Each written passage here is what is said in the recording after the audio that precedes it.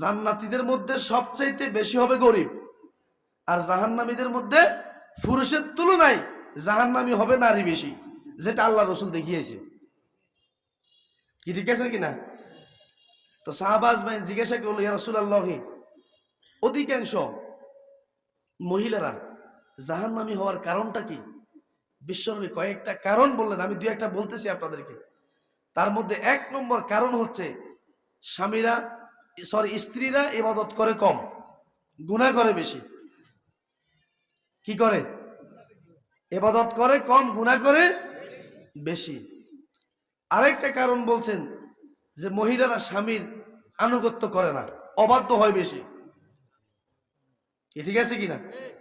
এরপরে বিশ্বনবী আরেকটা কারণ বললেন, নারীরা গীবত, শেকায়েত, চগলখড়ি এগুলা বেশি করে। এই ঘরের কথা এই ঘরে, এই বাড়ির কথা এই বাড়ি, স্বামীর কথা আরেকজনকে, স্বামীর কথা, এরকম করে কথা বলে। আছে না এরকম? এরপরে বিশ্বনবী আরো কিছু কথা বলেছেন যে নারীদের জাহান্নামে যাওয়ার আরেকটা কারণ হচ্ছে বেপরদা। তারা অর্ধ উলঙ্গ অবস্থায় চলাফেরা করে। যারা শহরে যান, দেখেন তো শহরের অবস্থা কি, আছে না এরকম? এই জন্য মা বোনদেরকে বলতেছি, আপনারা যদি জান্নাত পেতে হয়, আপনাদের জন্য জান্নাত পাওয়াটা খুব সহজ, ঠিক কিনা? আমরা পুরুষেরা বাড়িতে নামাজ পড়লে নামাজ হয় না, ঠিক আছে কিনা? মসজিদে যাওয়া লাগে, কিন্তু মা বোনরা যাওয়া লাগেনি। কথা বুঝুন না? তাহলে অনেকগুলো কারণ আছে, আমি সেদিকে গেলাম না, যেহেতু আমার বিষয় আছে। এজন্য মৃত্যুর পরের জীবনটাকে যদি একটু সাজাতে হয়, একটু গোছাতে হয়, তাহলে অবশ্যই আপনাকে আমল দুনিয়াতে করতে হবে না মৃত্যুর পরে করবেন? এখন যদি জিজ্ঞাসা করি, ভাই ঘটনা কি? আরে হুজুর কইেন না, এত ব্যস্ত আমরা। কি হুজুর, এত ব্যস্ততার মধ্যে আমরা দিনটা পার করতেছি। কইেন না, এই জায়গার থেকে এই জায়গা, এই জায়গার থেকে ওই জায়গা, কি যে ব্যস্ত সারাটা দিন, শুধু ঘুমাইবারও শান্তি হয় না, শুধু ব্যস্ত আর ব্যস্ত। তো আমি বলি, ব্যস্ততা কাটবো কখন? মরার পরে। ব্যস্ততা কাটবো কখন ভাই? তো মরার পরে। তো মরার পরে ইবাদত হিয়ানে একেবারে নিরিবিলি বইবে ইবাদত করতে পারবেন, ওই তো না? কারণ মৃত্যুর পরে আপনার ফল ভোগ করার কথা।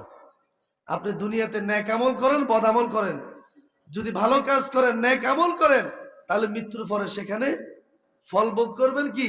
চিরস্থায়ী জান্নাত। বলুন না সুবহানাল্লাহ। আর আপনি যদি দুনিয়াতে গুনাহ করেন, অন্যায় করেন, মৃত্যুর পরে আপনি ভোগ করা লাগবে কি? জাহান্নামের আগুন। উচ্চস্বর বলুন নাউজুবিল্লাহ। তাহলে কবরটা হচ্ছে ফল ভোগ করার জায়গা, আর চাষাবাদ করা, আবাদ করার জায়গাটা হচ্ছে দুনিয়া। এজন্য বলা হয়েছে আর দুনিয়া মাজরাতুল আখিরা, এই দুনিয়াটা হচ্ছে আখিরাতের শস্য ক্ষেত্র। দুনিয়াতে আপনি চারা বুনবেন, ফসল লাগাবেন, আর মৃত্যুর পরে ফল ভোগ করবেন, ঠিক কিনা? এই জন্য আমরা যারা এখানে উপস্থিত আছি, আমার হাতে যে কিতাবটা দেখতেছেন, কিতাবের নাম কি? কথা বলে, কিতাবের নাম কি? এটা কার কিতাব? এই কিতাবের সাথে লেগে থাকলে খুশি হয় কে? সন্তুষ্ট হন কে? এই কিতাবের সাথে লেগে থাকলে সম্মান বাড়িয়ে দেন কে? আমি একটা উদাহরণ দিচ্ছি আপনাদেরকে 1 মিনিটে। উদাহরণটা হচ্ছে,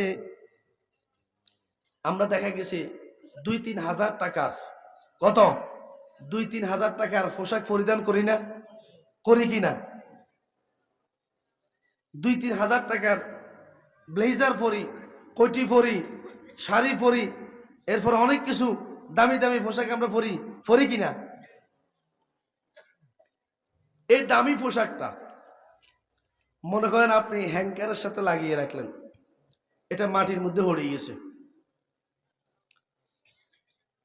এই দামি পোশাকটা হ্যাঙ্কার থেকে মাটিতে পড়ে গেছে।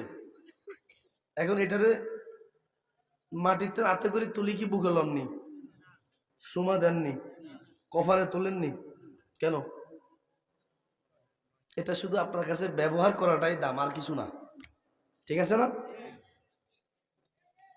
এই যে আমার হাতে যে কোরআনটা দেখতেছেন, এই কোরআনের সাথে একটা কাপড় ফ্যাসানো থাকে, কি নাম এটার? জুনদান।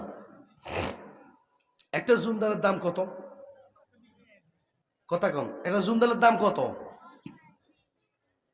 50, সর্বোচ্চ 50 ধরলাম, যান, আর নিচে নামলাম না।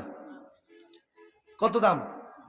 আর আপনার ওই ব্লেজারের দাম কত? 3000 টাকা বা 5000 টাকা। তার দাম বেশি, কোনটার বেশি? না, জুনদালের দাম বেশি না, এটা বলতেছি আপনাকে। দাম কোনটার বেশি? ব্লেজারের দাম বেশি, জুনদালের দাম কম।